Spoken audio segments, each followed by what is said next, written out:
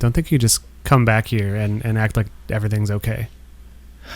Well, it's something that happened, guys. It shouldn't have happened. I thought the message I sent you was clear enough that I wasn't going to be able to make it, unfortunately. I think our lives are just like in kind of different places now, and I just don't know who you are anymore. I had a feeling this was going to happen. Oh, yeah? I did. I thought I covered all my bases. I thought I gave you all the details of what I was doing, and it wasn't enough. It wasn't enough this time, you know? Sam, come on. You're being too hard. Paco, I saw you too. You were in. I wiped away your tears. You wiped away mine. Corey wasn't here, and nothing is going to change that now. Man, but it wasn't really such a big deal, man. Just let it go. I can't this time. Well, do you know what? I've seen it. You guys replaced me already. We can never replace you, Corey. You're a special boy. It's hard, but it ain't happening.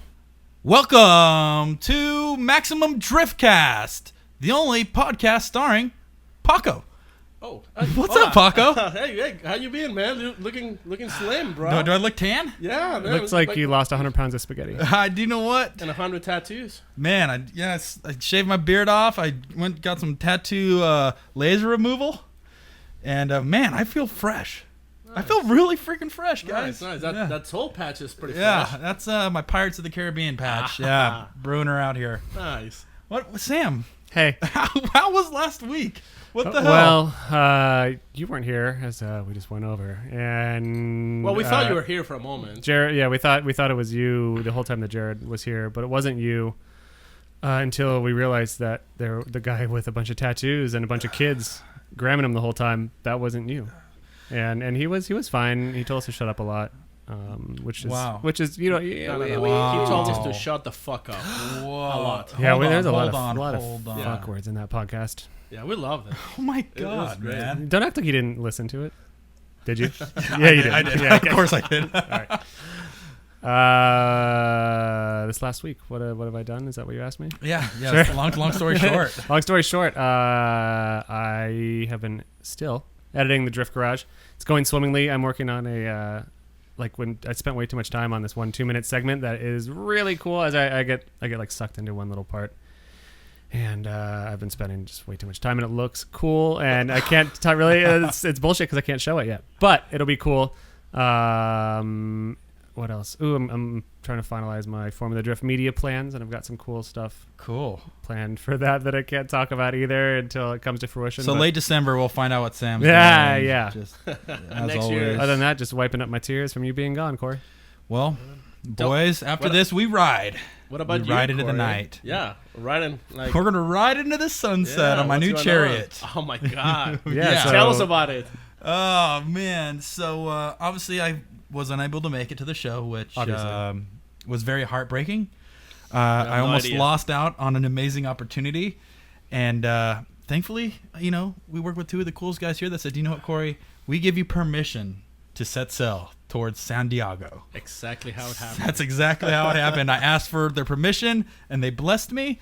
And so that Friday, I loaded up a truck and trailer and headed to El San Diego. Ooh. What did you find there? I found a gem. In the sea. Other than all those racetracks that Jared street racing, drift tracks. Oh, I don't know what they still do. I didn't find that. I did. Still don't know what that means. Oh God, I actually got a story for you guys that was actually terrible. So anyways, I head out to San Diego and I found this gem of a BMW E30. Okay, and I've been looking for this specific style E30 for at least 3 to 4 months because I've been working on this project that hopefully will be announced very shortly. Is it got macaroni and glitter? Has macaroni and glitter and cheese, but it's has just hit 100,000 miles. Okay. Wait, what year is it? It's 89. That's insane. Yep, has 100,000 miles. That's nothing. Tan interior, which is perfect. Literally flawless tan interior. Fine Corinthian. Perfect, perfect convertible top.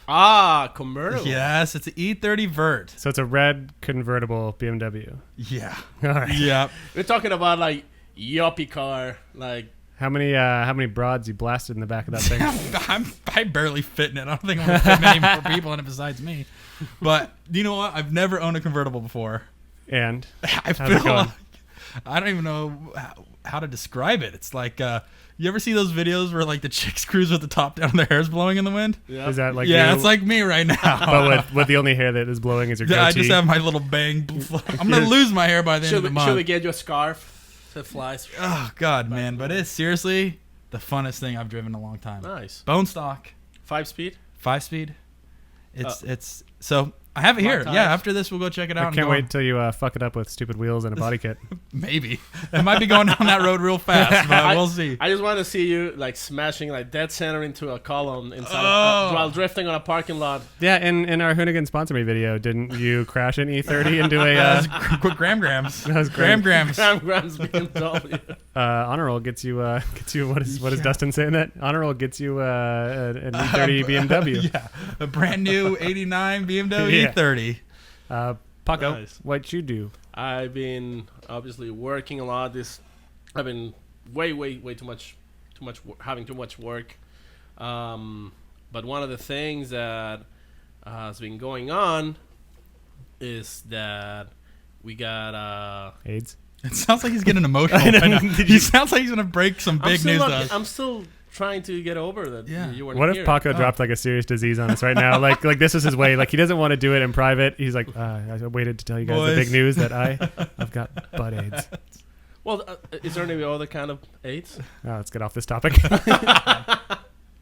No, it's just been All been pretty busy. We have a drift event this Sunday. We're gonna run IFO. Yeah, import face Import off. I'm gonna Face watch off. from the sideline and cry. Oh, look! Are you going actually? Yeah, I'm gonna Are you go. gonna and- be there? Holy shit! Yeah, I'm gonna go to just to make my face known that I still live, and then I'm gonna cry a bit, and you know the scene from Terminator 2 where Arnold Schwarzenegger pops out naked. yeah, that one. That's gonna be me. I was gonna say where Sarah Connor is like on the fence, like, and the nuclear bomb goes off, and she's like screaming and crying. That's gonna be me. You totally look like Sarah Connor, by the way. Thank you. Yeah. So yeah, trying to get the van ready for this event. It's probably gonna be the last event gonna run with this engine setup. What? You're gonna Because pop it in the end of the night. sucks. I hope it blows this time. Yeah, I mean, if it There's- doesn't, if the call like the night's over, you better just lay a big smoky burner until. Well, that's the thing. Every IFO they have the burnout competition. Oh, I forgot about that. And And, it's- you've won like twice. I've Yeah. been the burnout champion twice. Cranked Which- in $200. Which for those who never been to an Phoenix IFO, there's usually just like 3 cars running Yeah. the drifting the burnout competition. So it's not like that big of a deal. Well, I wasn't going to bring my camera because I didn't want to have to get stuck into recording shit, but I will record your burnout because that will be sweet. How do you feel about that, Paco? I'm excited, flattered. And keep going. And? I'm trying to stroke Sam's ego here. Go ahead. Oh, I thought you were setting up to. Setting up for something terrible. I like how we're always just afraid that we're setting each other up for big insults. I think we know each other. We know where conversations usually go. But yeah, that's been pretty much it. So we'll see how we do. I saw was it Stonebeck's S15 on Instagram? Yeah. So you guys did your 2F kit for the S15 and it looks so fucking sick. I have a huge Is boner it on for the car? Yep, it's on the car. He rebuilt it. It's got this beautiful wet Scranze wheels Yep. on it. It's slammed. It's wide. God, I love It's- S15s. Yeah. So yeah, that car looked. He did a great job. Steve Engerman also revealed his S13 hatch, Oh yeah. which is also Drift. Steven Angry Man. The angry man of Drift is also revealing his car. Furious Steve. Yep. Yeah. No. But going back to that S15, it was like just mint. I believe that car is like all full interior, air conditioning. Yeah, it's like a show car from what Geoff told me. Is he Street Shark in it? Does he have some It's- fake S14 VIN on it? Or like what's his deal? No, I mean I'm not completely sure. I think he's kind of like trying to keep it a little bit. Let's call Jeff and see if we can get his car crashed. Yeah. What time? So is what's on the VIN number on that thing? Corey, can you reveal anything you're doing to your BMW? You want to keep that full under wraps? Obviously, it's a street standard project. It's a new project, and for some of you guys know the types of cars that we have, this may be going down one of those paths of bolt-on over panels. maybe that. It's probably I'm not hating. I like those. But no, but just a lot of cool people are involved with this one. It's going to be exciting. Which ones are the cool ones? Which ones are not the so cool ones? Well, I can tell you what I named the car. Yep. It's called the Magnum. Yep. Dude. Dude. Yeah. That's the first thing when I imagine you with a stash, rocking a Hawaiian shirt, top down. Yeah. Your favorite mixtape, literally. Oh, I could It was just. mixed- I'm just living it right now. Yep. Driving through the PCL. PCL. What's that? The PCH, my bad. Yeah. PCL. It sounds like. I don't know what that sounds like. Let's get into some Comments. YouTube comments. Corey, you wanna grab Yeah. this first bone? Let me fire up my my mobile device here to see what My mobile. what we have going on. And these are comments from last week's episode where Yeah, Corey I missed wasn't that whole here. thing. I Corey missed wasn't- that whole thing. If you guys didn't guys. notice, that was not actually Corey. That was new Corey, a.k.a. Jared Jared Demanda. Jared Amanda. D'Angelo's. I like that. So here we go. Pulling up some comments. Let me see here. It looks like this one comes from YouTube, and the user's name is Kayul. He says, "Can you guys have a slapping contest? Decides who gets to talk first? Like if you agree. LOL. Sam looked like he was going to kill Jared at some point. So it sounds like a two-parter. I'd say one, we could have a slapping contest, but I've got sensitive hands and I don't Yeah. want to hurt them. My rule is if I do slap anybody, I have to wear gloves. Dish gloves, the gray yellow ones. Can we slap like on the butt? Corey. Oh, you're not Corey. Corey. Corey. I like the idea. I would prefer not to slap anyone unless it was Jared. Do you know what we Just should do? kidding. Just have a Greco-Roman wrestling battle. Or we should have Dustin come in here in Covered in MMA oil. MMA gear fight and everybody. fight Jared for us. Yeah, I don't know. I'm for Would we it. slap each other? I'm for it. And I wasn't looking at Jared like I wanted to kill him. I like to. I did make see a it- couple eye rolls. I want to make it confusing for people if like they don't know if I'm like in love with them, if I'm trying to kill them, and I'm like to make it hard for people. It's been a You're pretty. you're a box of secrets. Yeah, it's been a trending topic. What? Marry, F, kill. Whoa, So you look at them. that was cute. I'm censoring it. From last episodes, I believe we have a limit of 4 F-bombs, and you guys dropped 46. So, I'm sure we can do fucking better. yeah, I fucking believe it, Bob. Did you? I would like to curse less a little bit because I usually don't curse that much in my everyday life, but for some reason, sitting next to you two assholes, I just want to drop all the bombs. I think Paco, you got this next comment? Yeah, so we have a comment from Toby Wu. That's a cool name. Yeah, he says, Hey, Sam, why'd you laugh? I don't know. It's a cool name, I guess. I don't know. that sounds fun. Toby Wu. I'm not making it up. So Toby Wu says, can you get Paco a translator, please? What do you think? Cállate, cabrón. Que pinche translator ni que nada. See? Paco just said he'll have to find one on Google. Paco just said, please Google me a translator. Not to mention with a name like Toby Wu, I wonder who's the one who needs a translator, buddy. Oh, there we go. Race war. Man. Start a race war. Jesus. Oh man, Jesus. And then we got another comment which is from Dan Breckus, who's got a lot of information in about a paragraph here without a bunch of punctuation, but he's got some good questions in there. Fire it off, Sam. He said, let's read down the list. Would we ever see a return of Off Track, the show? I hope so. I would hope so too. That was my first editing thing I ever worked on. And then I helped film a couple of them, and that's literally like my first professional editing thing. It was my favorite. It was so cool. Cheers to I that. hope to. That's up to Network A. So if you want it to come back, Write your local Network A. politely ask Network A, please bring Off Track back. That's actually a pretty common question, just to say. Yeah, a lot of people ask I that. get that a lot, too. I would love for it to come back. What else we got from Dan? Dan wants to know, do you think Formula D would ever reach the cluster F, as Corey would call it, of rules like Formula One, where it's gimmicky and everything is over-standardized? Or just get the rules like the WeatherTech Championship, where everyone has weight requirements and horsepower caps? We've talked about this a bit on the show before. Like, where do we think it's going to go? We even asked Jared, like, Corey is afraid to answer. Yeah. Well, I don't think F1, first of all, is like too... Well, here's the thing. F1 actually, every car is so different. Every team builds their own chassis, and they have to pretty much hire a builder to give them an engine. So F1 is actually very experimental. Every year there's like something new that somebody else is bringing, and that's one of the things that's been happening for the years. These teams bring like something new that nobody else knows, kind of try to keep it secret until somebody gets it, and then they see if they're gonna make it a regulation or not. And so I think a better comparison would be with NASCAR.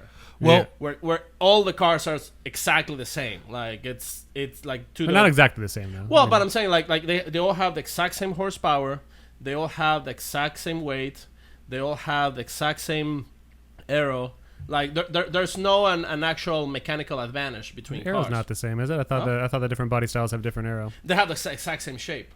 They look Well, the different. different manufacturers have different shapes, right? I think like the Chevy cars have a different claw come down on it. No, I'm a pro now since I've been to the Penske garage. Well, you were the Penske Yeah. garage, right? I don't know if you saw. They have like these. It's like a exoskeleton. Where yeah, that those they are put on we the call them the claw because exactly. you just drop it on there. and they just make sure that everything is on their spec. That's got to be on every car. Yeah, So every car needs to have like the same shape, even if they have like a different look. yeah. So So applying it to the question with drifting, no, I don't think that will happen within the foreseeable future. I mean, I do think that there is going to be more standardized, maybe suspension and or weight limits and or horsepower limits at some point, but who's to say? I think it will be interesting though if there's like a new series. Yeah, stock where- S14s. Exactly, or something like that, where like every car is exactly the same, and everybody races Yeah, the exact same vehicle against each other, and it's more of a battle of drivers. You know? right, and it'll be less like the submarine warfare that goes on, like when Daigo brought out his 1200 horsepower, or when I don't know, other big events that changed the course of drifting so much. But Yeah, no, and Corey, he's quiet for 3 minutes. I trust you, man. I got so much stuff He's I'm like- thinking he's about, like, and I've yeah. been listening, and my ear's been to the ground with where this whole sport is going. Stop so laying on the ground, dude. I know I've been laying on there, sleeping on a rock, but I don't know, man. Okay, so look at Formula One. Years ago, they had that 6-wheeled Formula One car, right? I think that's stupid. It was stupid, but the regulations back then were much smaller. There wasn't as many Right. regulations. So what there is, yeah, there's still R&D, but now they're working in with more of a confined room. Back in the day, it's like, oh, I want to build a 6-wheeled Formula One car. Great, you could do that. I guarantee you can do that now. Right. So I think, yeah, there's still a lot of development and stuff going on with Formula One, but I think they're just so confined with so many different rules and regulations, and even that sound regulation that put on, and they're finally getting rid of that. But thank God, Drifting, like every other motorsport, I think that everyone's always trying to see where the rules end and where they can implement things to begin, and then once that car comes out in that season, then the governing body says, "Oh God, you had a huge advantage because of this thing that was legal that year, but now it's illegal," and then everyone has to conform. Just to think that. about it. In the last 4 years, they removed speed. They're not qualifying speed anymore. They are my bad.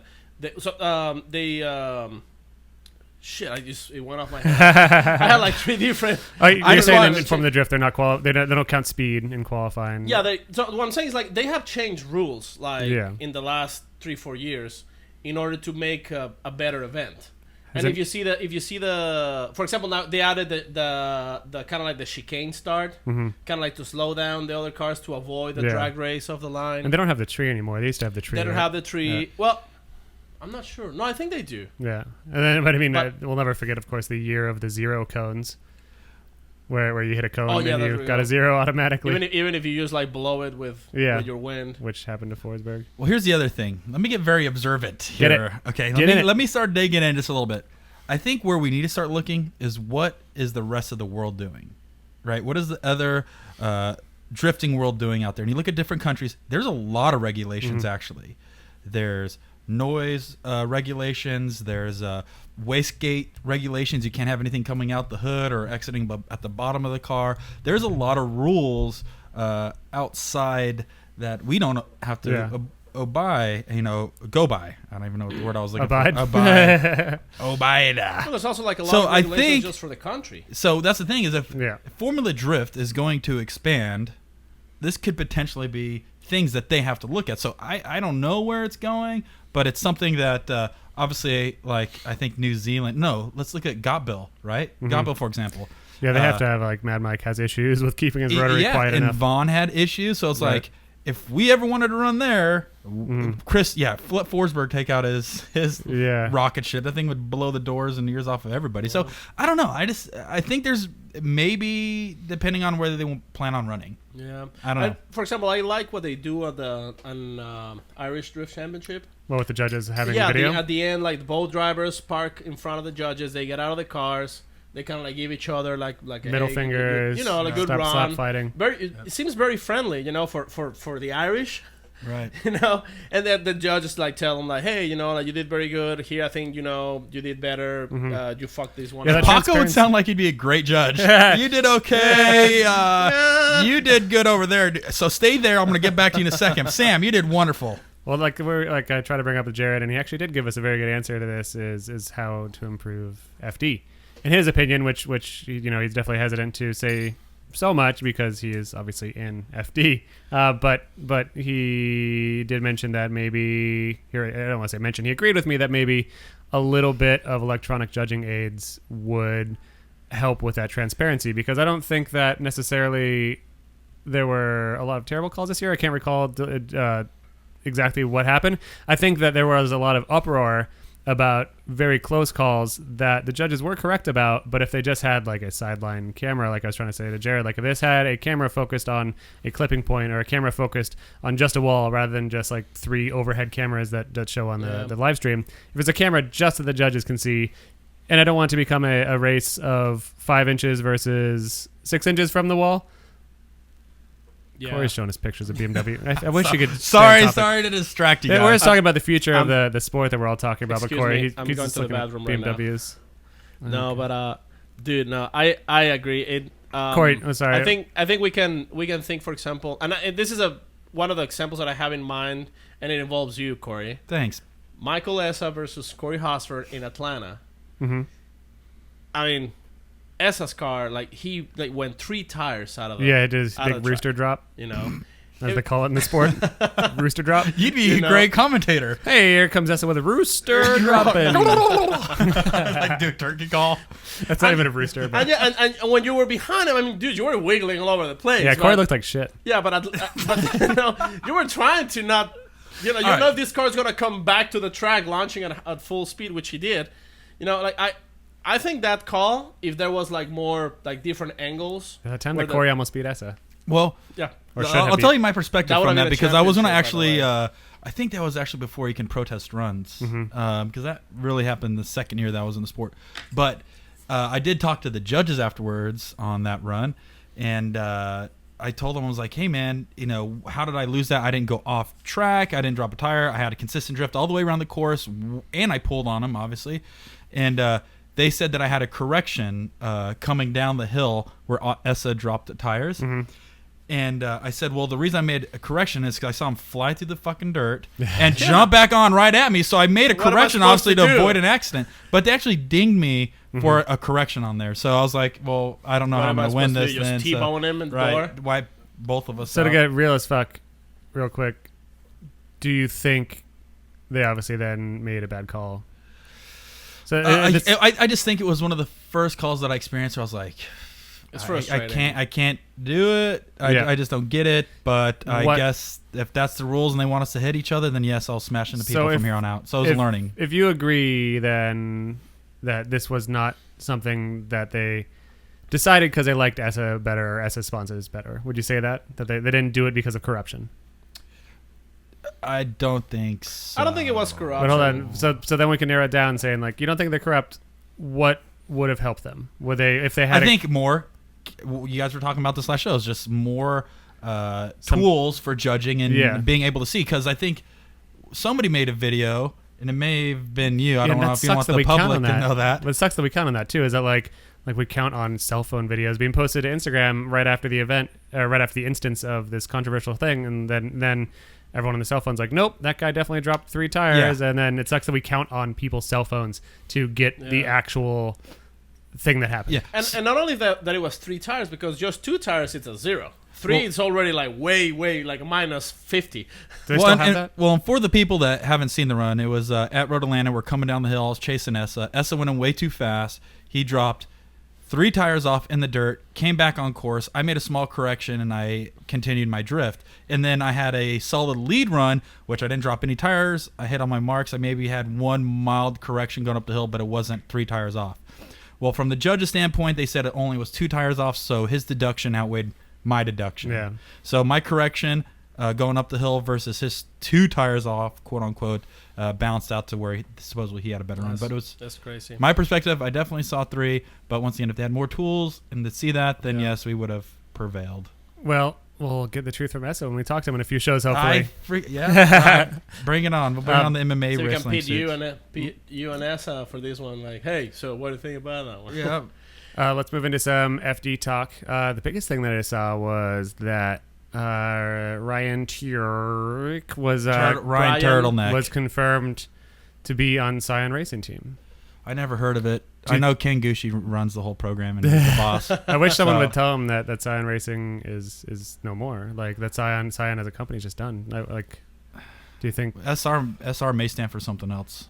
I think what it means is that he's going to be running an SR20. Motors. That means he has to run an SR20 for here on out. Yeah, stock. Yeah, he loves those things. Yeah, they're really really great for competition and. Well, it sounds like there's no way we're ever going to find out if he's ever going to run an SR20. Well, do you know what? We'll see. You know what coming on in the next few months. Oh, are you kidding me? Oh God. Are we really this lucky? Let's see who it is. Hold on. Let's see. Hello. Hello? Hello. Who's hello? Hello? Hi, who's this? Hello? Is this your neighbor Jerry? calling again? Jello. Your neighbor's calling Jerry? again. Hey, I don't know who this is, but do you know anything about Scion Racing? Who? Guy, this is a drift podcast, and we're just talking about this guy named Ryan Tuerck, Michael Turnick. Michael Turnip, and Ryan Turnhole. and we heard that he had just announced publicly that he was on a Scion Racing Team. It's the Scion by Toyota Racing Team. And we just wanted to let him know that Scion, unfortunately, is no longer a company, and we're worried about him. I'm sure many people do know, but maybe many people do not know. Probably more people don't know that Toyota is actually ingesting or I guess you could call it ingesting the Scion brand and rebadging most of the models with Toyota badges, and that is going to be, through a lengthy process over the next couple of years, which is cool. So Scion Racing lives on this year strongly in Formula D. With the addition of me, and I'm super stoked to join Ken and Frederick on that team. Officially, that is. Cool, thank you. That's all I wanted to know. Good night. All right, just want to clear that up. Hey, Ryan, how's it going, man? Hi, guys. Hey, dude. What are you up to? Just so you know, this is going to be probably the worst interview of your life. Why? I'm at a family dinner with my family, or some of my That's family, weird. and cousins and brothers and stuff. Oh yeah, man, That's enjoying that home life. We just saw on the internet that you just filmed the first episode of the new season of Tuerck'd. Ho. Yes, starting. Aren't those started last weekend.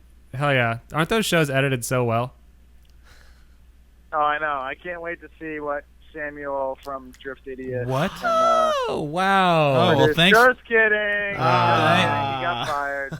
Oh, you just got X. Sorry, Sam. Ryan's totally Paco's in. fanboying on you. It's all right. Well, he's too much of a bitch boy from some other guy that we know that is dresses like a bum. So I don't know how that works. I don't know how a well-dressed middle-aged 30-year-old man takes orders from a older 30-year-old, late 30s-year-old man. Middle-aged 30-year-old man.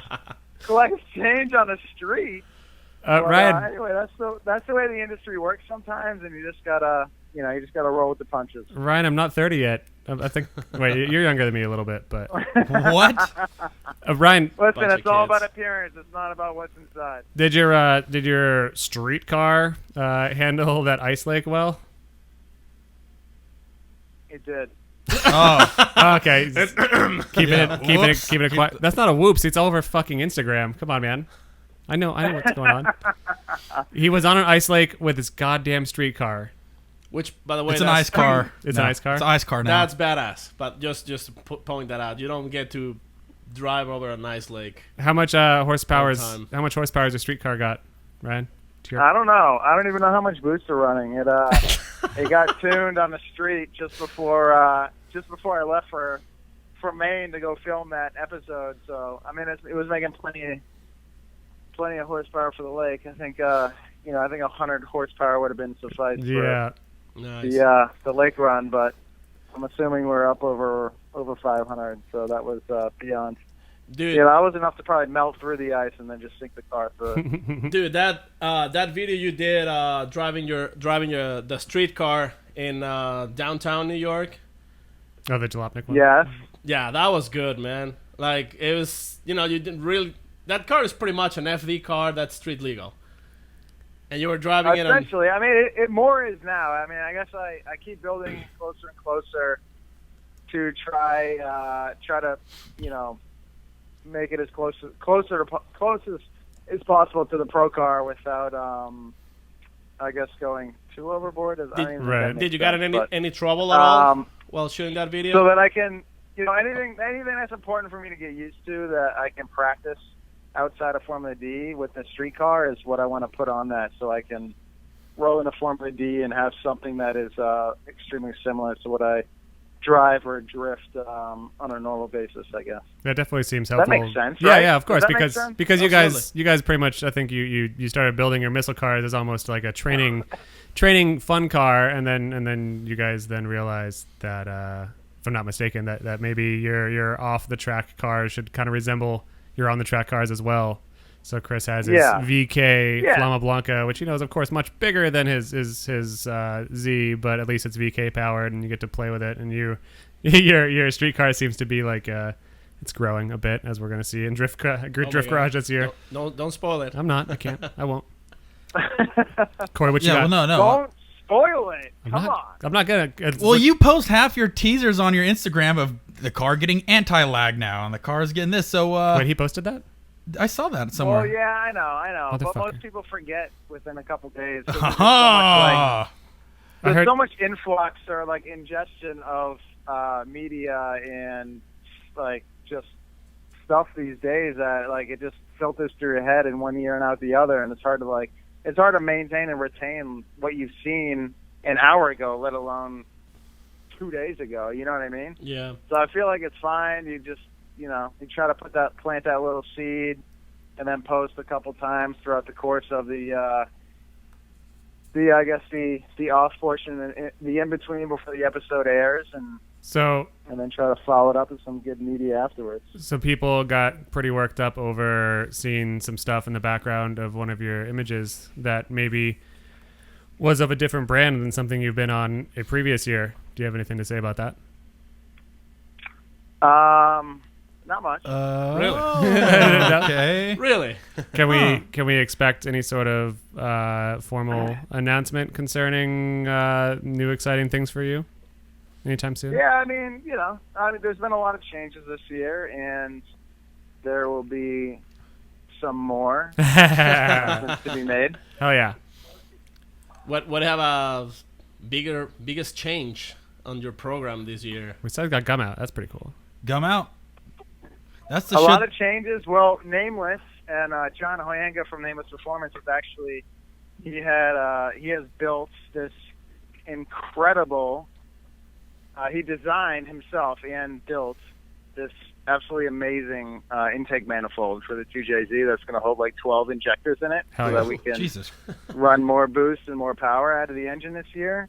Nice. I don't know if we need more power. I think we do on the bigger tracks. I think it'll be a bigger help, but it should, it should make more noise and more flames, which is also cool. Yeah, so And more tire smoke. you're modifying the anti-lag, or is it the same anti-lag as last year? When you say more flame, Yeah, what does I that mean- mean?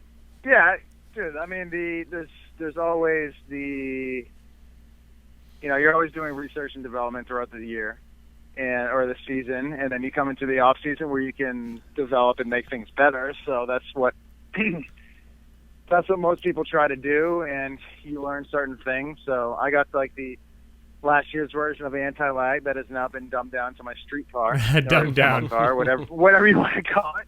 Well, And then we're going to have the new version, the better version, the more refined, more efficient version that is going to go to the Pro car. So I heard John say that there's a chance it might just throw a nonstop wall of fireballs.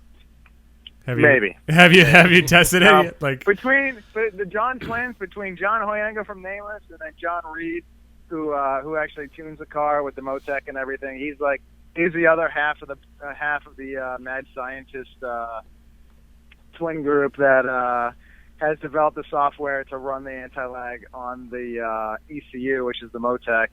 And yeah, I don't know. They both work together very well and both kind of developed everything together, which is really cool. So who knows? The thing might just be blowing a large flame outside of out the exhaust the entire lap of them on the track. that would be sweet.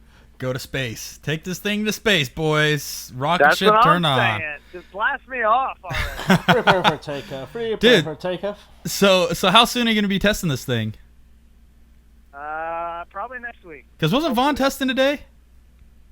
Vaughn was testing today, I saw. Yeah. He's having a good time. I saw 3 cars out there. Yeah.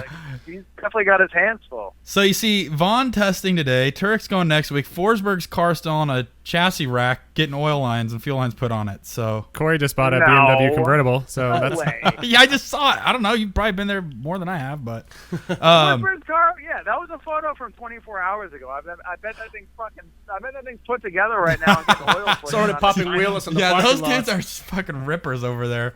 Yeah, those dudes absolutely rock, and I know they've been doing the same thing for the last 3 years as far as assembly and making things better, so they know exactly how to put that car back together like the most efficient way possible, which is extremely fast. So I got some questions for you, dude, for a lot of our people out there who always are wondering about getting into the sport and kind of what it takes to get to the level that you're at now.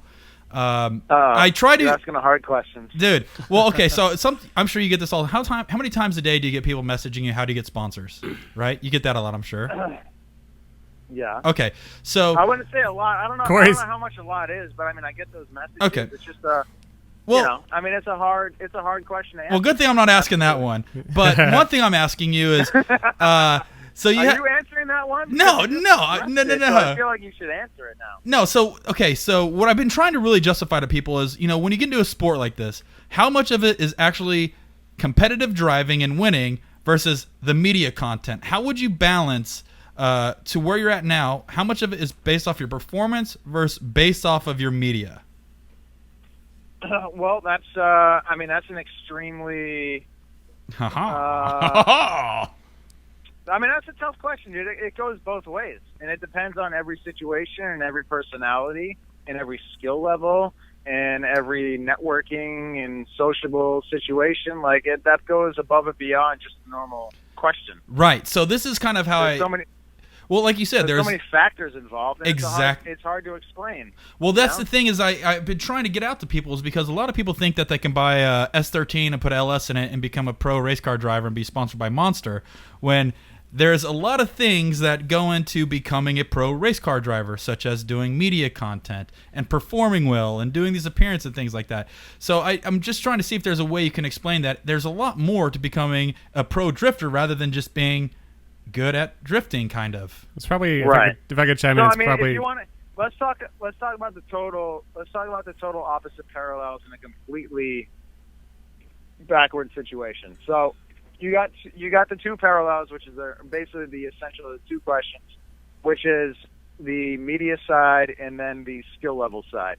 So if you're strictly a driver with absolutely no marketing ability, you're going to you will be able to make it into the sport on a professional level based on your accolades. Say you absolutely just destroy everybody, you win everything in Pro-Am, you get your Pro-Am license, and then you make it into Formula D, your first rookie year, you become Rookie of the Year, and you kill it. I mean, you're going to get media attention based off of you just killing it in general. But if you're not a media person in front of the camera and if you're not kind of living up to what your professional expectations are as a professional driver these days, which is to be heavily involved as a media person, then you're only going to go so far. And you better have a shit ton of money. You'll make it to a certain point in the sport, and maybe you'll make it, further than other people would expect based on, maybe you meet some people in the right position and, it furthers your career or whatever. One thing everybody has to understand is professional motorsports is probably one of the hardest businesses to succeed in, and it is an extremely volatile situation where pretty much everybody doesn't know unless they have a multi-year contract, and the multi-year contract means a 2-year contract. It just means it's extended from just a single year to a second year, that you have no idea if you are going to be racing or driving or supported with any sort of funding or be able to do what you want to do or what you're doing currently a following year. It's an extremely difficult situation to be involved in and perform in as well. I mean, it's a lot of pressure. So, sorry, to get back on No, it's all good. The other side of that whole deal is the marketing aspect, and it's probably these days marketing is probably more important than your actual finishes. If you can finish and be a good driver and perform pretty decently, but you have an extremely strong marketing package as far as content creation and just putting yourself out there. And how strong is your package, Tuerck?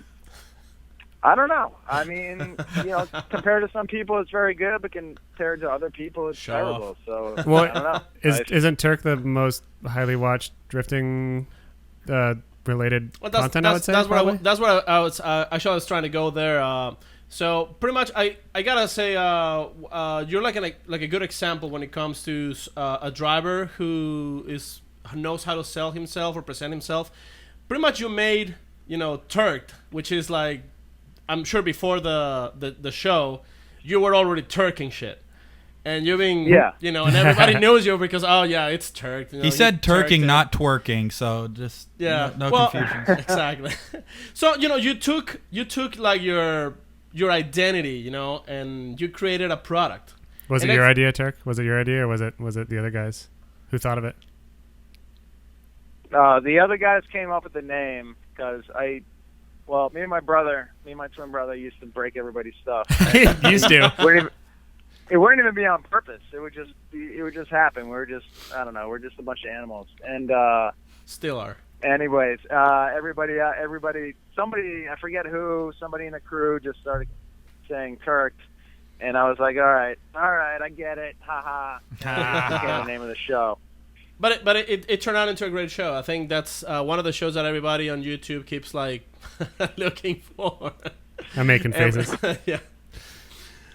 While we still have you here for a minute, your 2015 car, you came very close to almost winning the whole thing. You were in the lead by 1 point, and it looked like you for a hot minute there. For 1 hot minute, as I said in our driver on driver video. Why do you always give such minimum effort? But obviously, it's not minimum effort. You kept on having, obviously, John and the Nameless guys and Dominant Engineering built a badass car, but you kept on breaking rear end shit because that car is too wild. Have you fixed that this year? Do you have a plan to not break rear end shit? Yeah, no, that was fixed back in Seattle of last year. Okay. Well, right after a bit of in the ass in Seattle in top 32, we fixed the situation. So we've been good to go since Texas on. Cool. So 2016, no mechanical no problems. blowing out rear ends. Yeah, you're not gonna blow out a rear. Well, I mean, you got calling me out right now. I'm gonna knock on my head and knock on some wood and say fingers fucking crossed, because you guys really know how to put somebody on the spot. Are you gonna try to? Wow, we're so tough. Are you gonna try to win Long Beach this year, Ryan? Or who do you want to win Long Beach? Good question. That's a great question. You know who I want to win Long Beach? Who? Or who's your favorite driver? Frederick Osbo? Who? Freddie? Your teammate? Some guy driving on SR Racing. Osbo. Who? Obviously Ryan is doing really well to sell his brand new team. Is this going to be one of those cool teammate rivalries where you guys are just going to be hating on each other? But are you? Oh, that's a good question actually. Are you going to be in the Scion trailer with these dudes? How are you getting around? Where are you pitting this year? No, I mean it's pretty much going to be the same. It's going to be the same situation, but that's a good situation to be in. Are you gonna be riding with I'm Kaufman? going to be teamed up with the Kaufman guys. Nice. Cool. Nameless has stepped up big time, and they're going to be crewing the car and be a much bigger part of the program this year, which is going to be really cool. Hell yeah. So we get a lot of listeners, or hopefully get a lot of listeners. They sent us How many? We did a couple thousand last week, actually. Yeah, we're growing.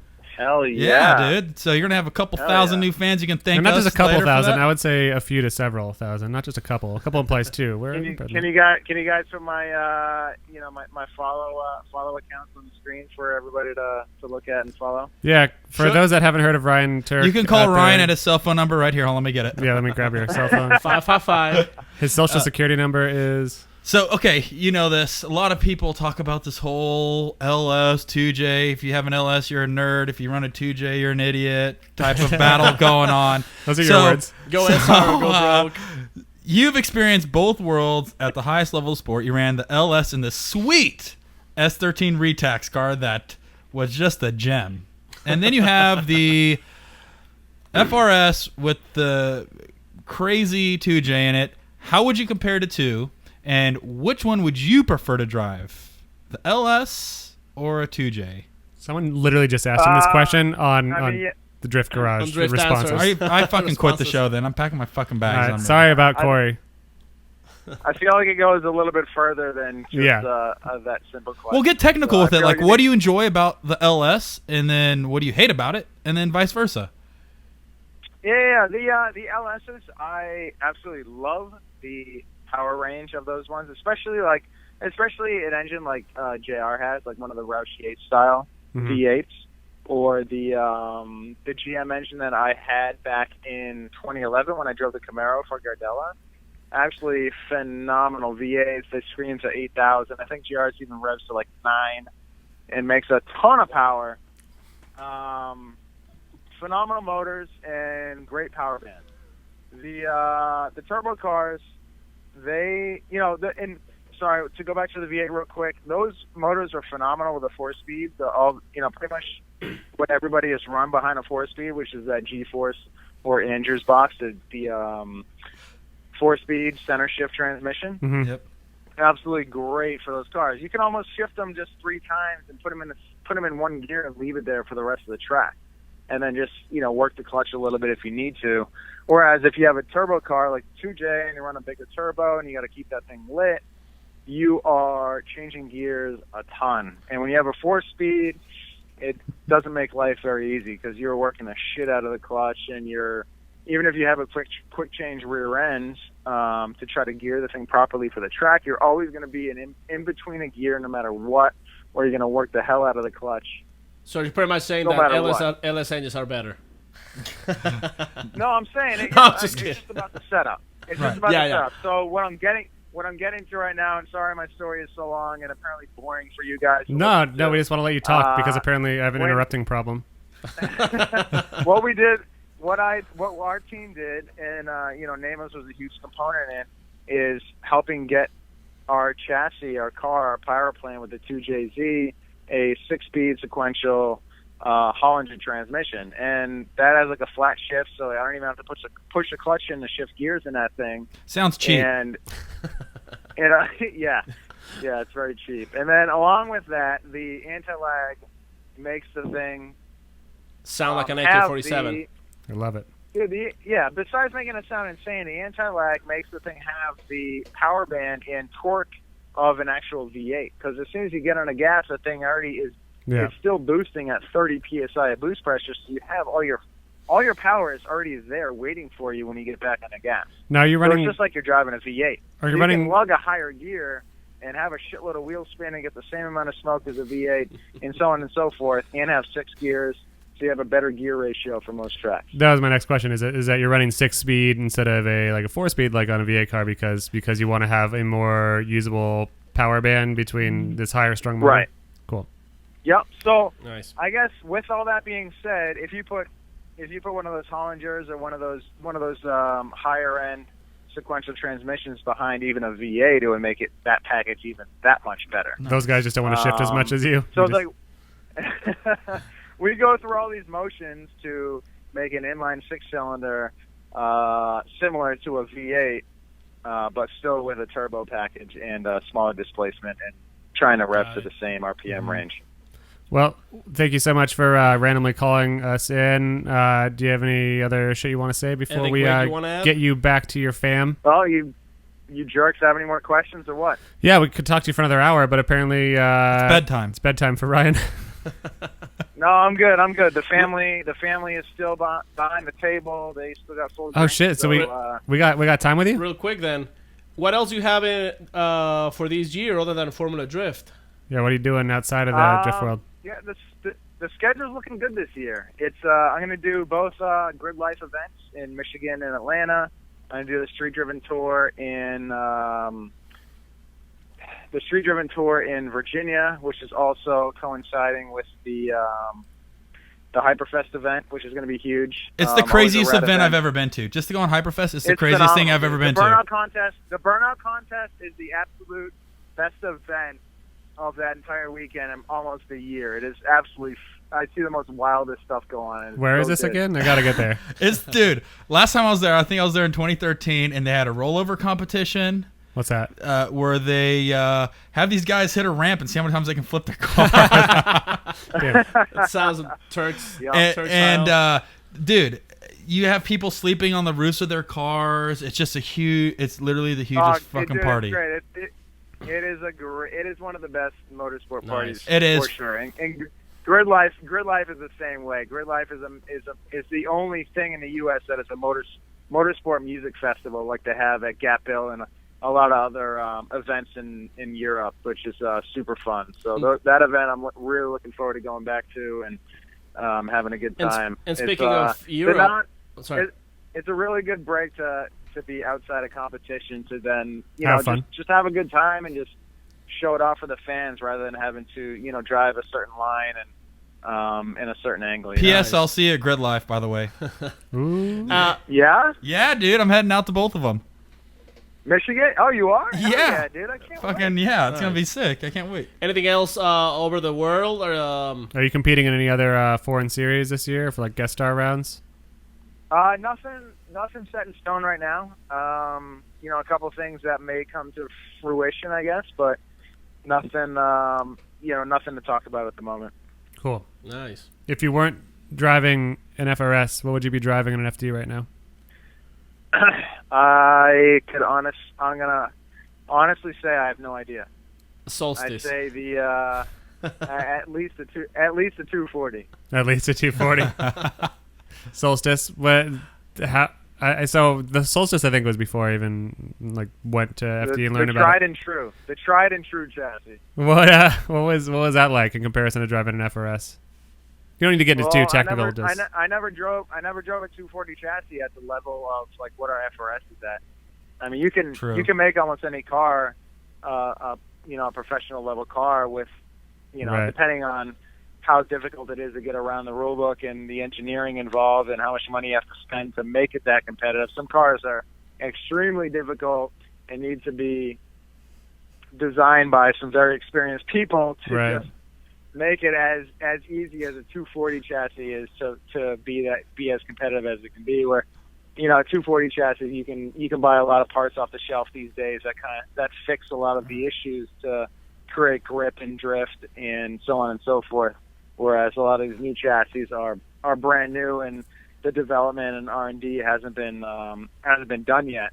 So you have to do that yourself. Whereas you've seen that over the course of the last 3 or 4 years, where Ken and I have both gone through those growing pains with the FRS chassis, and as soon as we got the WiseFab kits, everything a lot of it has taken a turn for the for the positive in making that chassis a lot better for us to drive and drift. Yeah, so you adopted it, I think, the year after Ken did. Ken had it like before it was even released to actual production. So you went through the whole R&D phase of trying to make this car drift well. You and Ken weren't on the same team then. Do you guys, with the same car, like share any info with each other at that time, or is it just, gentlemen, like, we're competitors, we're not gonna share shit about what we've learned about the chassis? No, we're all friendly. That's we a bunch of help each other bullshit.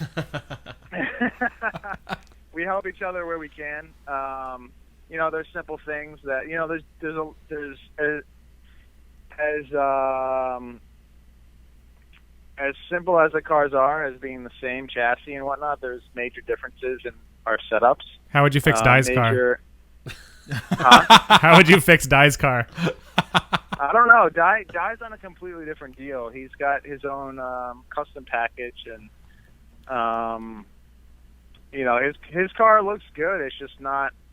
He's going through the same growing pains. He's a year late into that chassis, as to where Ken and I are both have an extra year, and Ken has an extra 2 years on the both of us. Mm. So. I think he's going to come out this year super strong and have that thing pretty dialed. Nice. Hey, man, so I've seen you posting a couple other cool rides on your Instagram and stuff. So other than the typical 240 and FRS bullshit, what else? I know you like cars, all kinds of, like, any other builds, any other stuff you have going on around? We'll see. We're working on a build. We're working on talking about a build right now that might come to fruition at the end of the year. That could be cool. It could be like a classic build, or it could be something totally out of this world. I don't know yet.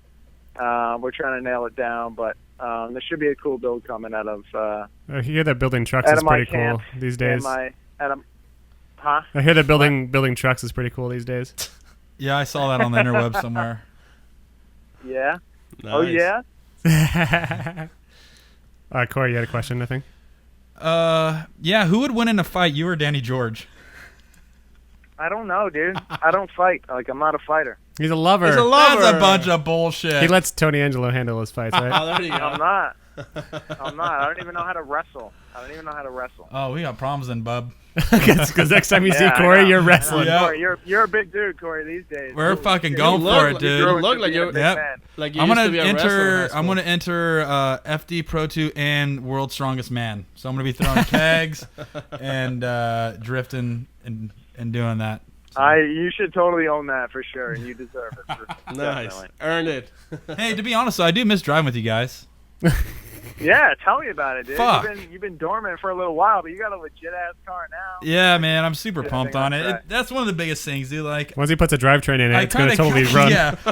As soon as I get that sequential Hollinger now, it's gonna be sick. But no, dude, that's one of the biggest things. Like, a lot of people are like, what do you miss about FD? It's like, honestly, just hanging out with the dudes and driving with some of the baddest dudes. Like, that's what's the most fun about it. And like going out there and even just practicing. That's probably the funnest stage is practicing, honestly. Yeah. Because you can go out there and just hell yeah, dude, that's the best day. Besides going to the fun events like East Coast Bash and Grid Life and Street Driven Tour and all that stuff, I mean, just just being around your homies and like people that you started driving with, who are most of the people that are still in the scene today. It's just cool. You get to travel with your friends, you get to drive with your friends, you get to compete against your friends at the highest level possible. Like it's just it's a rad situation. Yeah, I don't realize how much I miss FD until it's like right now when it's like 3 weeks before Long Beach. And I'm like, God, I'm so fucking pumped for Long Beach. Like just to see Long Beach is so special because you see everyone's new cars, new livery. Everyone is really happy to see each other again. Because like usually after Irwindale, everyone's just like, fucking tired. Like, maybe I'll come back next year. Maybe I won't. We got won't. an 8th round now. Everybody's gonna be tired of each other by the end of freaking Texas. Right? Yeah, I can't wait. Hopefully it's hot as fuck and rains every time again. Yeah. Oh, we talked to 2 weeks ago. We talked to Gucci about your. Battle in the Rain in New Jersey, and how I told him, I told him at least that was my favorite battle of all of 2015 FD was you and Gucci just banging off each other in little FRSs, just hitting each other like 3 to 5 times each run. I think the rain had just like kind of stopped for a second, but it was still wet as fuck out there. Tell me, do you remember that run? Oh yeah. Like what was going through your head? Like, did you know how much? It seemed like it was really hard to tell the conditions of the track because they're always changing. Like going into that, like tell me what you were thinking if you still remember. Well, it was good. It was good at Formula D because they let us have a practice lap, Mm-hmm. and we all knew the conditions were a complete shit show, and there was very little grip to find on the track, especially in a racing line, because most of the rubber was put down there, so it was going to be the most slick to try to wash off the track during the rain. So driving that racing lane is like just an ice skating rink, and there was little tiny pockets of actual grip, so it almost like it would just try to straighten you up. So it was a difficult course to drive, just like every Formula D course is difficult to drive in the rain, because they're all like that. Every single one is like that. The only better thing about New Jersey was it was a lot slower. Right, so it was more manageable. The wheel speeds were slower. The speeds in general, the car was slower. So it was even more slow motion than say Atlanta when we drove there in the rain. Right. It was a higher speed course, and it just made it more insane. It was just badass to see dudes hitting each other multiple times and not stopping, because that's one of like. Yeah. So Gucci, he found some grip on the inside, and he wasn't going to let up. He was pushing me through the last turn, and it was what it was. Like, yeah, I get it. You're not going to stop. You're fully in it. We're duking it out. You're in the last goddamn turn, and he just starts plowing my front bumper a couple times. And he stood in it, and it was all good. He pushed me through the finish line, and I was fine with it. Yeah, hell yeah. I'd be out there like, fuck it, sweat, fuck it, sweat, fuck it, sweat. You would. If I was in Gucci's position, I would have done the same friggin' thing, because it's either hit the guy and hopefully he doesn't turn in and make some fucking shitty, dirty move to ruin the run, right? Or it's gonna look just sick. run it through hard, or you know what I mean, or it's let off and straighten up yourself and then lose the lap. I mean, the better gamble is to just run it into the guy and hope that he doesn't be a pussy and spin out on purpose. That's my favorite and least favorite thing about watching FD. Is like it's my favorite when people is hitting each other, and I see you guys obviously do fun days and you just wail into each other all day long, and it's so much fun to watch. Yeah, I mean, there's some situations that are unavoidable. Right. Like, there's some things that happen on camera that you see and you don't understand because you're not there. You're not the driver. Right. And there's other things that you see on camera that look the same and actually are real. Yeah, like they hit your wheel. They and hit your wheel and such. Well, he did bring up a good point. He's saying you can hit somebody and they can turn into it and spin out, and then in that case, it would automatically get the win. So it's like you almost have to pick who you would do that to, who you would actually drive it too hard, because that may happen. They may want to cheap their way through and get the win by. What do you mean it may happen? It happens. It happens every single season. Thank you for clarifying that, because it does happen, and you see it all the time. And I think that's what a lot of people don't understand is there's some fucking tricks to this, dude. There's some dirty play that can easily go on by other drivers. If it's let's say it's Irwindale, 2016, and it's the finals, and you need to win the battle, and you have a shitty follow run. And shitty underwear. And shitty underwear. And then this is like the last run of 2016. If you win the run, you win the championship. And dude behind hits you medium hard. And you could totally... If you don't catch the wheel, you're going to spin. Do you catch the wheel and keep going? Or do you win and spin? No, I mean, my instinct every time from the way I have started driving is to correct, no matter what. So, I mean, if someone's going to hit me and tag me, then I'm going to correct and try to save it every single time, and that's what I've done every single time I've been in that situation. You promise never to play the game. You're never going to be a points driver. You're going to drive the dick off of it, no matter what. I mean, I guess I can't promise. Well, you heard it first. I want to get back into FD and have my nickname the Spinner. Changes, but I mean, like for the way I've been and the way I've taught myself how to drive, and my experiences growing up in drifting and driving is. I've never pulled that move, so I really hope I don't ever pull that move. I mean, you can't promise, but that's if your entire next season and money is on the line, maybe you're gonna cop out and become a cheater and an asshole, right? I don't think so, but yeah. Ryan, not anytime soon, anyway. Yeah. Any driver, any other driver from FD that you want to call out, even if it's like a friendly call out? Yeah, the drivers you want to rat on. Somebody that like, you know what, like if I there's this guy I want to beat this next season, anything? No, not really. I mean, Really? I'm not It's going to a be lover, that. Such a no. competitive. It's a lover. I'm not going to be the dude that calls somebody else Yeah. out like a little bitch. No, Well, but say even if no. it's like a friendly. Well, let's rephrase that question. Who No, do you?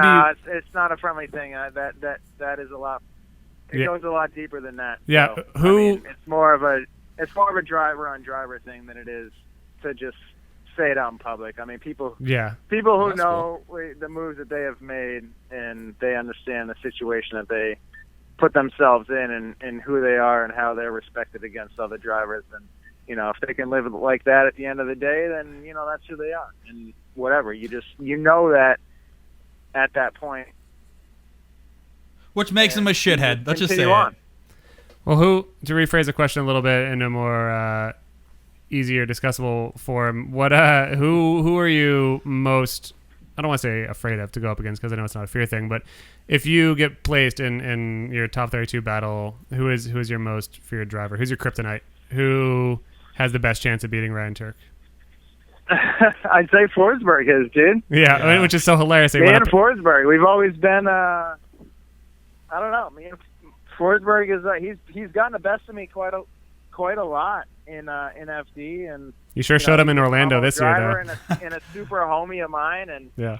I always seem to make a friggin' mistake, or he just beats me straight up. Like whatever the case is, it's I always it's always I beat him last year, but not really. Oh, yeah, I was gonna say, You caught him on Orlando. fire. Like, You we set didn't him on get a battle. fire. That's just a bye. That's just a bullshit win. Well, you hired your. It was a super bummer because I was the first time I've ever Yeah.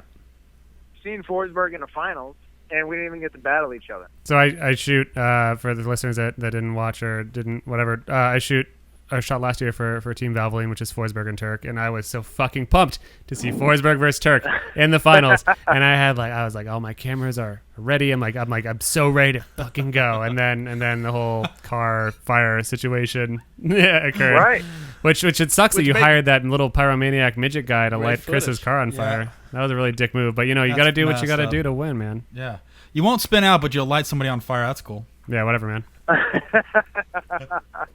No, if you don't recall, he lit himself on fire the previous round before we got to battle. That was the big backfire. It was a as long well. con. So you timed it wrong. You did it one round too early. Okay. It worked out. Cool. Man. That's great.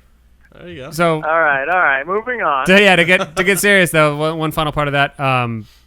When you say you lose to Chris not because he outdrove you, like, is it an emotional, like, weird thing? Like he just, it gets in your head, the fact that you've driven behind this guy at East Coast events hundreds and hundreds of times. Like what happens in your head, would you say, that maybe chokes you up?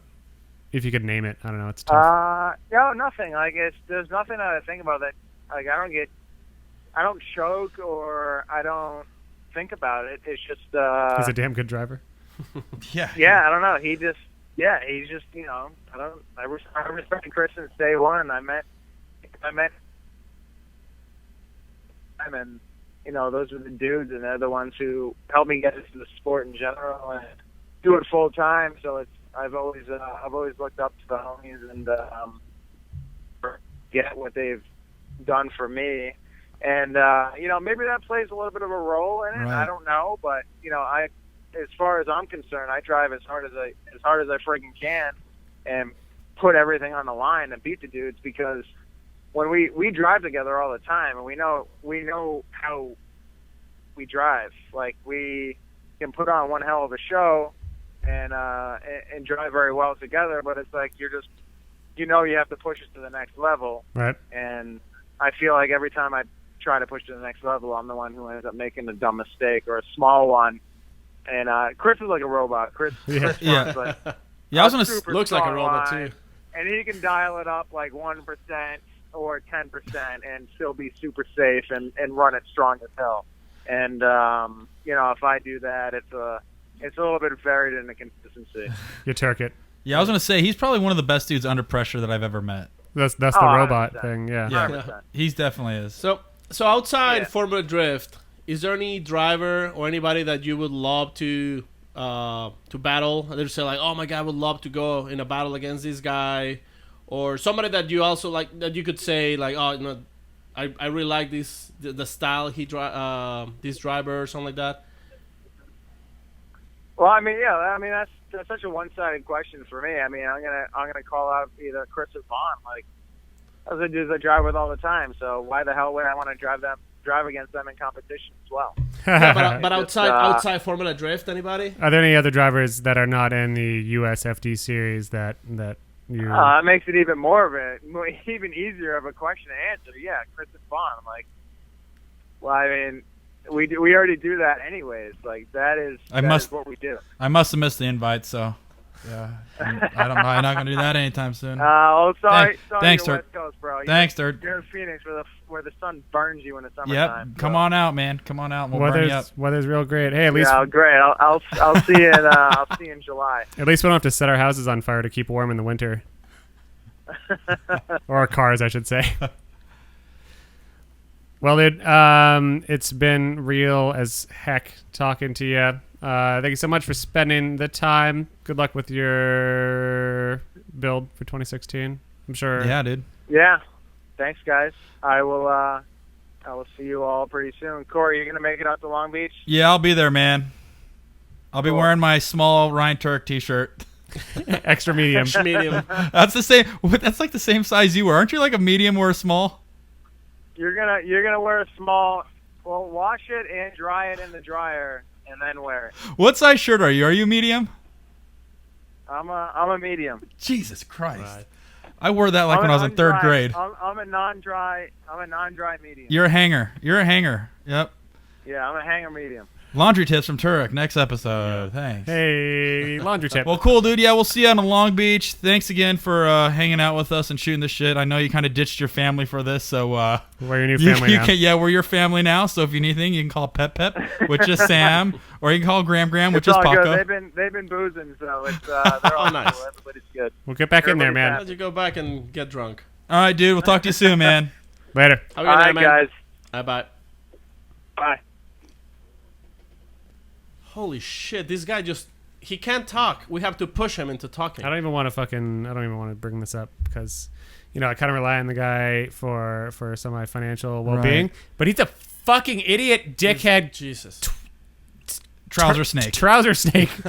He's so stupid. First of all, he knows nothing about driving. No, I tried. Well, you know how we tried ending it sooner. It's like, all right, Tuerck, bye. He's like, no. Do you have any questions? And I was like, in my head, Cool. Get me off the fucking phone, okay? Yeah, because at first Tuerck is like, oh, I want to talk to you guys so bad, and we're like, Tuerck, we only have 20 minutes to talk to you. I'm sorry, we can't talk any more than that. And then we're trying to get off the phone. He's like, oh, guys, please stay with me. Yeah, we missed out on we had like 4 other drivers wanted to call him, but he hogged all the time. And we had Mario Andretti on deck. We had Luigi Andretti. We had Papa John's, the owner of Papa John's, calling in, and Tuerck ate all our time, guys. So we apologize. Sorry, about the show that. is going to be much better, much more interesting. But all we got you is Ryan Tuerck.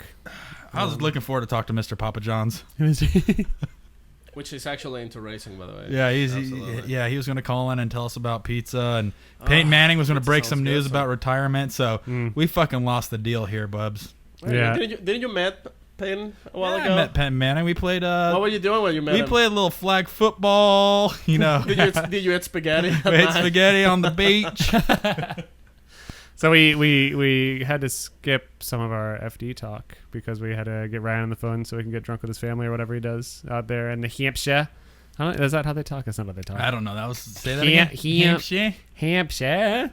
I sound like Peter Griffin. Well, actually, he's from New England. So. Where's he from? He's from Quahog. I don't know what that is. Quahog is in New England. Yeah, it's New England. Wonderful spot. Yeah, it's great out there. I prefer Old England, but whatever. Yeah. Well, Old English. So do we have any other FD stuff? Like I don't man. know what's going Oh on. no. Do you know what's funny is like after talking to him, We know everything. Well, are you ready to go drifting? Yeah, I've been that way for a while. I'm sure going to our IFL import face-off this weekend in Phoenix, I'm going to get even more upset and mad about my car not being a car that works. and then of course when I go to Long Beach, I'm going to be extra mad about it. So you can drive the van, dude. It's not the same. You can ride in it. Sorry. No, we gotta get. It's not the same. You gotta let Sam drive it. Can I do a death proof situation and I like strap me with ratchet straps to the hood? And then let me do I the don't know Teen if that- Wolf situation. I'll stand on the hood dancing, doing backflips. As long as that passes tech, Yeah, it'll pass tech. go for it. Sam will be wearing an SFI suit. Nice. There you go. Yeah, fire suit all. Sam, Yep. fire, intentional. Well, what I liked about the conversation, well, actually, I didn't like anything Nothing. about it, Yeah. but Nah, especially the one dude. thing that I did like that he brought up is he brought up the dirty talk of drivers Yeah. spinning out, dude. That was real as fuck because everyone knows anyone who watches drifting has seen some event where a driver probably you don't know what's going through their head. So Tuerck also mentioned the other end of it, which is sometimes it's unavoidable and it looks like you were a bitch about it, but you weren't. And like if someone hits you when you have your momentum going a certain way, your spin is going to be unavoidable. But there also are times where spins have been from my Right. outsider perspective looked very avoidable, but you win the run if you get knocked by the other guy and you spin, and no one else can really contest it. So And the group of drivers in Formula Drift know who those people are. yeah, Like they know. I know it won't be disclosed ever to the public, but why don't you disclose it right now? Who are the people? okay. Don't Give do me it. Don't pull do up it. my list. Let me pull up my laptop. He's here. got a BlackBerry Right. full of. No, but that's the things that you think about while you're on grid driving next to this person. There's people have tactics as far as going super slow off the line to choke you up, or Right. they have initiation tactics. Like there's a lot more than driving 100%, which I wish that was the mentality for a lot of these people. But there's a lot of tactics that people don't get or see, and then when somebody does make a mistake, then that guy who's chasing who fucked up. On the internet, he's the shithead in Someone the world. sounds a little bit bitter about their SF battle. No, I'm No, kidding. not at all. No, I know but what it's you're just, talking about. you want to try to get the people on the other end who are watching it to understand a lot of this stuff, because Yeah. they'll just say, "Oh, that guy choked up in the back." Realistically, there could have been like 10 different fucking things that happened that caused that guy to screw up. And it's cool to have somebody like Ryan say, "No, people fucking purposely spin out sometimes to get that win because it isn't easy. Yeah. Let's bump you to the next round," and they'll probably fucking do it again and again and again. And one thing I didn't realize till last year, even too, is initiation. So you've got your spotter watching other guys. Spotting has gotten much more advanced in the past few years, and spotters will watch initiation speeds of like other drivers, and they'll let everyone know that. So let's say that it's Corey, for example, driving, and the spotter will tell him, "All right, this dude, driver A, is initiating at this speed and this style. He's doing a flick. He is going this wide. He's initiating at this point." And he's been doing that consistently all weekend. And then suddenly in battle, when it's Doesn't like do the it. top 16 or top 8, Right. and then suddenly this guy changes initiation, which is totally allowed too, by the Right. way. It's totally allowed to fuck people up that way. It's just choosing, do you want to win by fucking with Right. your dude that way, which is and it's not cheating. It's not cheating. It's just like a And it's different not- way of winning. It's, It's a not shitty e- strategy to it's- get a win. I mean, is that unsportsmanlike though? Is it? That's tough to I don't say. know, man. That's the thing. Like drifting is so young still. Yeah. That there's no such thing as like a certain sportsmanship. If it was like legit sportsmanship, it'll still be doing the toe. Yeah. Well, I mean, in the driver's circle, You that's know. not cool to do. Well, But from the perspective of like sponsors and fans that Well, but- maybe don't even notice the fact that this guy initiated different. Do you remember a while ago when Conrad, how he usually does like that feint initiation thing? Mm-hmm. I remember like he mentioning it on the drivers meeting, like, "Hey guys, I'm just gonna so you do know, this, yeah. I'm gonna do the remember that. feint thing. That's how I do it." Yeah. And he was doing it. He wasn't like, "Oh, I'm not But not what gonna if do what it if he anymore." threw that out there Psych. and then stopped doing it just to fuck with him? Yeah. Well, Formula D tried implementing a rule of however you initiate in qualifying, it should be the way you Yeah. initiate the remainder of the competition. But it's kind of hard. It feels to, like whenever they do concrete rules like that, it backfires. Like- sometimes it doesn't work out. It really doesn't. Just like the I don't think concrete cone rule, like the cone is a 0, that didn't stick. I feel like doing the whole you have to initiate a certain way, is that still sticking? You see it change, and a great place would be Seattle. When Dean we Kearney watch whole runs have to be redone because Right. one guy crossed the initiated- center line, Yeah. and it was improper initiation because they crossed the center line. Which, real quick, before it sounds like I'm hating on the FD rules too much, I totally understand the process of how to try to implement new things to try to make it the most fair thing, and I think it's a good process. Granted, some guys get fucked by it sometimes, but I think it's important to try to implement new things, and sometimes they work, sometimes they don't. Yeah, but at the same time, I don't think you should regulate style. Which, for example, in Alec Honadel's It's case, not style if you go into someone's fucking line and they can't initiate properly. Like, I understand why the rule was made, but maybe but it's- for example, like in case of Alec Honadel's, when he actually got points deducted because of too much angle. Really? That was Well, did that it was slow? Well- Did they say it slowed him down? Well, 'Cause that's a real thing, Yep. yeah. Well, that's the thing. It was slowing him down, right? but he was still hauling ass, and that's a crazy thing. Like he was like Yeah. over speeding to be able to get that insane angle. Which it was slowing him down, but everybody like, dude, the crowd was going wild, Yeah, it and looked everybody cool as was hell. loving it, and then they docked him Well, points. I'll tell you why. Is because he probably wasn't doing it consistently. He wasn't doing it regularly. He may have done it that one time. Now, once again, going back to Sam with the whole spotters thing. Okay, so-and-so driving, you're going against Alec. This is how Alec been driving for the whole event. FD staff knows that's how he's been driving the whole event. So he does this big backwards entry, and the chase driver's now anticipating what he's been doing consistently. Now that causes the chase driver to choke up even more, which is going to give him a deduction if he messes up. But Well, why? but- But why can't Alec do that? Yeah, why but- can't he go balls deep that run? I understand. I'm just playing devil's advocate here. Right? No. Yeah. I mean, I'd like a driver shouldn't have to do the same initiation every run. Well, here's but of course that does mess up the chase. Well, here's my other argument to that is I get it. Like, it looked super cool, and I can see it both ways. Like, being a chase driver, if I wanted to be on his door and I was driving a certain way And the he whole time to slows do that, down. and he slows down, Yeah, you're that's really going to fuck me up, and gonna- that's going to throw away the run. It really is. and possibly destroy too. And now here's the thing. The cars. reason why I made a mistake is because he made a mistake. Right. He did something that he hasn't been doing at all the entire event. Now, my other argument to that though is your job as a chase driver is to adapt to every move that lead driver is doing. So if he does do that, then it's my job to kind of make be able adjustments. to- yeah. But once again, that goes back to the consistency of making a good show. If somebody's doing something wonky every other run, Yeah. then it's not going to be a good show. Yeah, but just look at it from this point. For example, in football, football. You mean soccer? American football or American football. Okay, Okay. I've heard of it. Football, like that's what the other teams do. They're trying to psych the other team so they don't Right. read the play. And a good defense team actually reads that and react properly. So I think Let's go- You can't regulate. You should not regulate style. But now let's go back to what Tuerck was saying is if somebody's doing that and is being inconsistent, is that unsportsmanlike? If somebody's going out there doing something different every single run, is that intentionally? Is that unsportsmanlike? But and I would call that driver a shithead because I would want to go out there and run fair. I want to run because I'm not going to go into the next run and be like, okay, this guy's been driving consistent. I'm going to throw fucking this thing in backwards, Yep. and I'm going to choke him up so I get a cheap win. But I wouldn't want to do that. But as long as you are driving according the rules, how is that non-sportsmanship? Like why Gentlemen's rules. Because I think it's you're going in there knowing you're going to do something on purpose that could potentially win. affect the other guy to get the win. That's what's even though it's against the rules, it's still potentially unsportsmanlike. But what if you accidentally threw too much angle? Like Well, that's the thing. that's where that fine gray That's what I'm area saying. is. It's a very gray fine area. line where it's like I'm just gonna run him over and then keep Okay, going.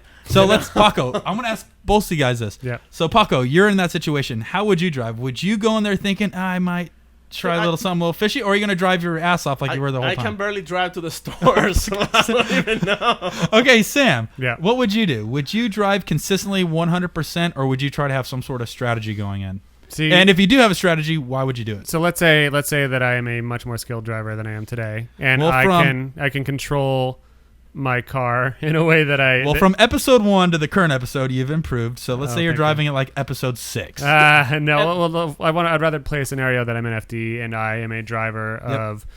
Let's say I'm 16 out of the pack of 32 regularly, and I have the ability to put my car where I want to.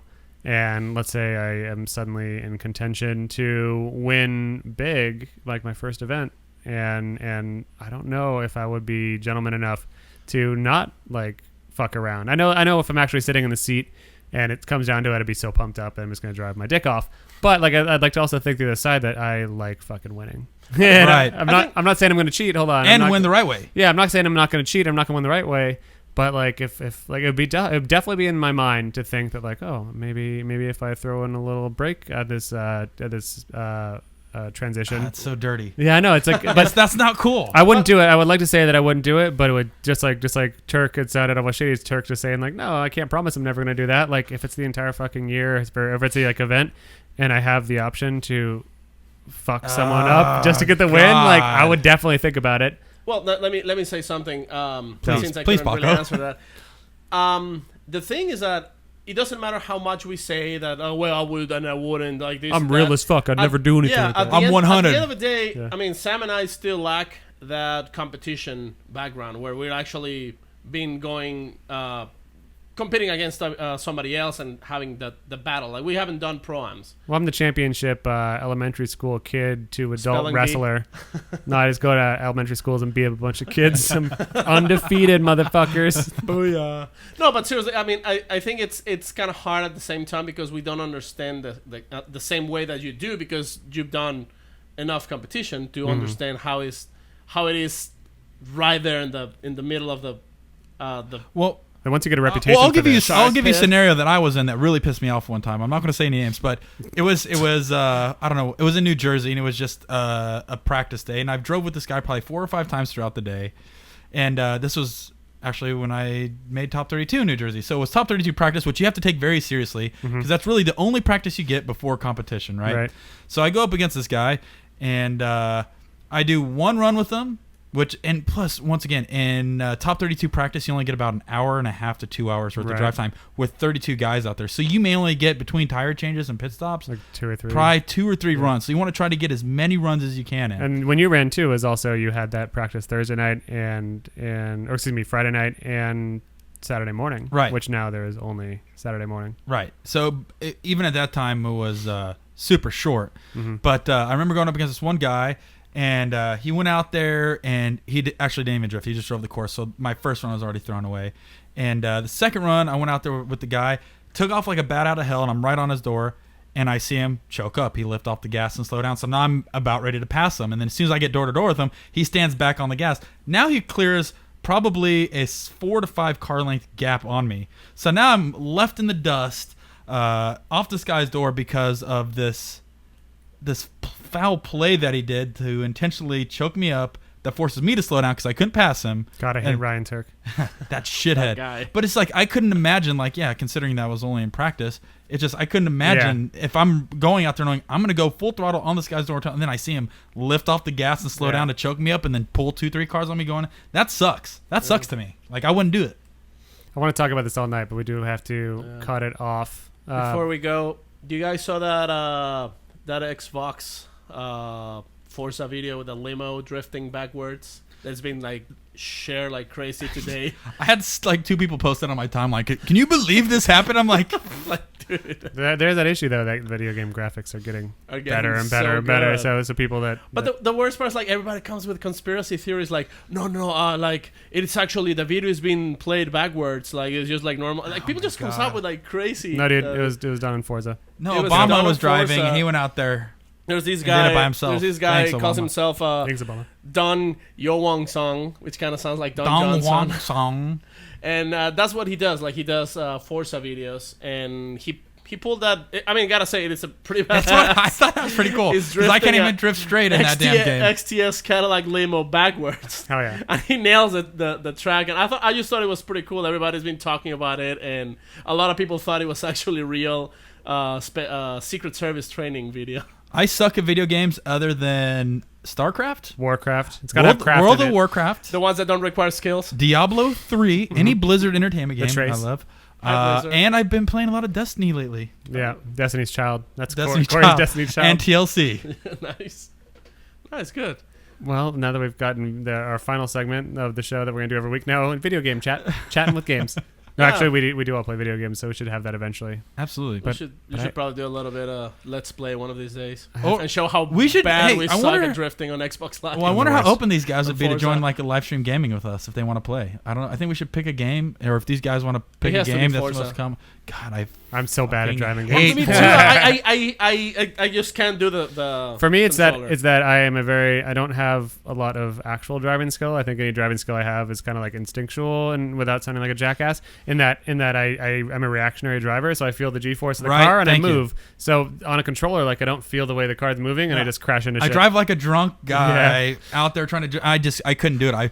I bought Forza 4 and I played it for 2 rounds or whatever, and I ended up fucking just quitting and not playing You're a again typical because guy it who's drove driving me fucking backwards nuts. on- Yeah, on the track, that's just what crashing causes on people to drive everybody. backwards. Yeah, you rage quit. I rage quit. Yeah, take everybody out. And then next round, I'm driving a diesel and just running The thing everybody is, over. if you have a sim, it's actually pretty good. Get I ready. think personally, I think it sucks with a controller. Get ready in 2016, Corey. Once he loses a Pro 2 round, he's just going to drive in circles in the middle of the track, trying to murder all the drivers. Well, do you guys want to hear a funny story about a video game real quick before we close out? No, I don't. It's really not. Actually, it's about a Formula Drift driver. It's actually really funny. Go on. So I went to do the Pikes Peak. Went out to Pikes Peak International Raceway. The old peepee. The old peepee. We call it the little peepee. Little peepees. And me and Odie were out there judging a drift competition, and we went to this dude's shop who has a real life Pikes Peak simulator, where the seat moves. It's a Pretty full badass. wraparound TV screen. Like, this unit was probably like $120,000-$150,000. Damn. So Odie goes in there, drives it. And I'm like, Odie, how you doing? I see him off course, and he starts to turn green. I'm like, dude, what's going on? He's like, I think I'm getting car sick. He runs outside and throws up for about 15 minutes playing a simulator. Hell yeah. So that just shows not everybody's good at simulators. Even though they're a killer on the track, I watched Odie drive for about 4 minutes, Yeah. look at me with a green face, and then runs up back and throws up, and his night was over. That's awesome. Well, That's sorry, cool. Odie. We're going to have to talk to him about that when we Yep. get him on the show. Let's see if he will randomly call us one of these days. Maybe he will randomly call Yeah. us. Check Corey out at Street Standard Corey Hosford. Check Paco out at Tofu Drift Van 12 Performance. Check me out at Drift Idiots. You don't have another plug? We each got two. You need one. Check out Drift Garage. That's Aaron. Network A. No, I mean I'm not on Network A, but It's not Network A. You know? no. I said I'm not on Network A. well, but the Drift show Garage is on yes. Network A. You should check that out. That's cool. And Big most of announcement. all, of course, like us, comment on iTunes, on YouTube, on the Faceplace, on the Grams. Whatever you gotta do, man, just let your friends know that we here and we talking about all the serious shit with Ryan Tuerck, Tanner T Fow, K Goosh Goosh, Chris Floors Floors Nose. Floors Nose, Who else? Alex. Alex. The Al- handlebar. Jared. Burnham. Jared Burner, Jared D'Angelo's. D'Angelo's. All right, later, guys. Have a good night. How's that picture tonight? Listen to us on the internet.